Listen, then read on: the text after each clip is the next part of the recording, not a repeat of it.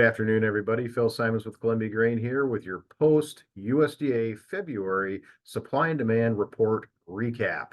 Well, the cat is out of the bag, but let's go ahead and take a look at what the numbers were here this morning. Really were kind of muted, to be quite honest with you. So not a whole heck of a lot of new fundamental data, but let's go ahead and take a look at them here anyhow today.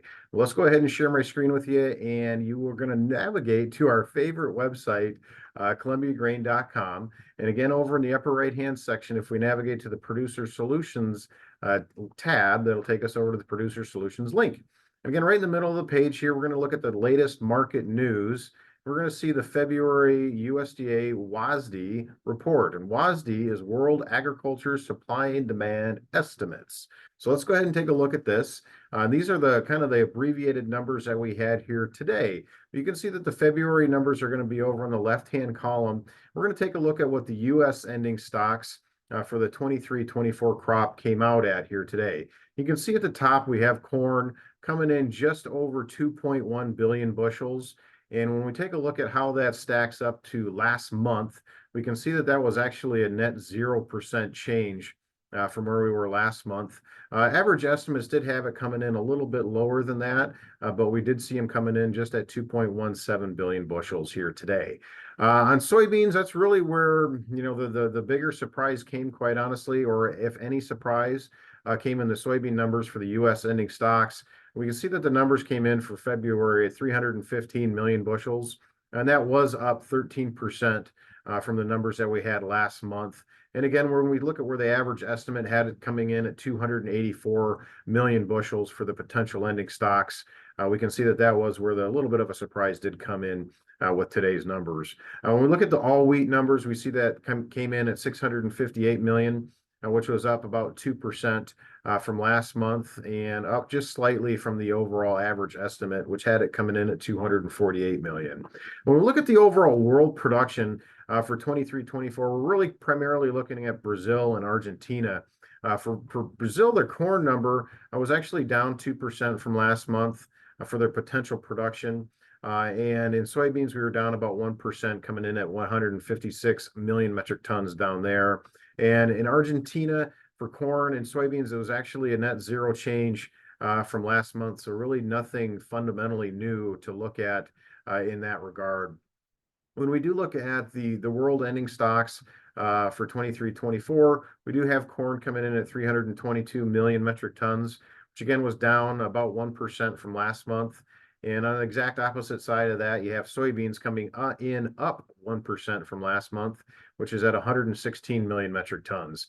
And wheat coming in at really 0% change and at 259 million metric tons for the potential world ending stocks for the 23-24 crop.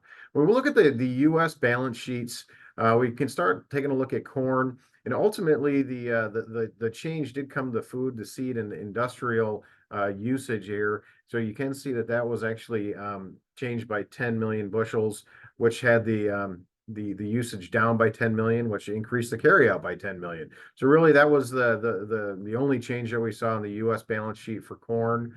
When we take a look at soybeans, we can see that the carryout actually increased month on month by 35 million bushels. And again, that came from a cut in exports for the 23-24 crop by the same 35 million bushels. So you can see that that is where the biggest change came in. The numbers here this month was in the U.S. ending stocks for soybeans. And if we take a look at wheat, and again, this is going to be the all wheat class. Overall, there was very little change here as well. A slight change to the by class numbers. For the carryout numbers, we see that winter wheat was actually increased by 5 million.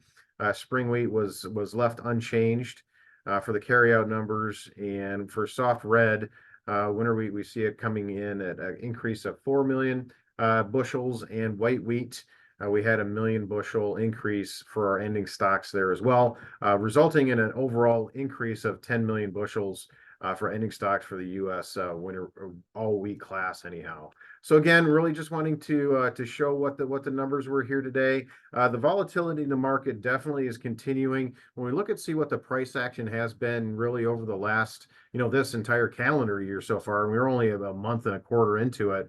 So really hard to read too much into that. But we're definitely in more of a downward trending market to get things started here. Now we do have the next report coming out on March 8th. So definitely stay tuned for that. But then after that, and really the more important report from that standpoint will be the March 31st planning intentions. So that'll have some more implications as we continue to go forward. But definitely get a hold of your local merchandiser, buyer, and managers. Get your orders out there and working, quite honestly, because the reactions that we're continuing to see in the downward trend in really the entire grain complex is just something to continue to get out in front of and get your orders out there and working for when we do see any type of a recovery, we want to look at selling into those rallies. So definitely get your orders out there and working, and really for anything, for cash contracts, hedge to arrives, accumulators, basis contracts, whatever the tools may be.